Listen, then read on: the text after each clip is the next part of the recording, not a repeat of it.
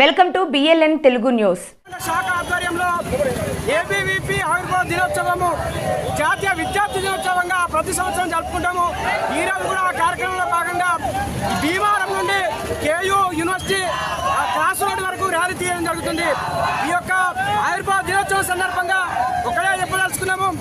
ABVP అనేది విద్యార్థుల యొక్క సమస్యల పరిష్కారమే ధ్యేయంగా ఏర్పడినటువంటి విద్యార్థి సంస్థ.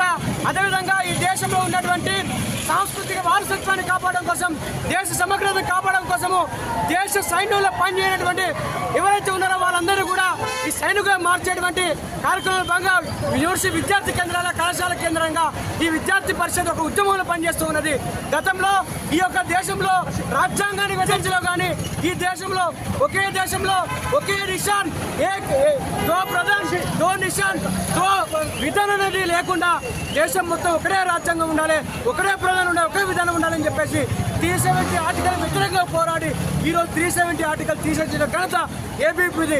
అదేవిధంగా విద్యార్థులకు 18 సంవత్సరాలు నిండినటువంటి నవ యువకులకు ఓటకు కావాలని చెప్పి కొట్లాడినటువంటి విద్యార్థి సంస్థ అఖిల భారతీయ విద్యార్థి పరిషత్. అదేవిధంగా జాతీయ విద్యా విధానం కావాలని కొట్లాడినటువంటి సంస్థ అఖిల భారతీయ విద్యార్థి పరిషత్.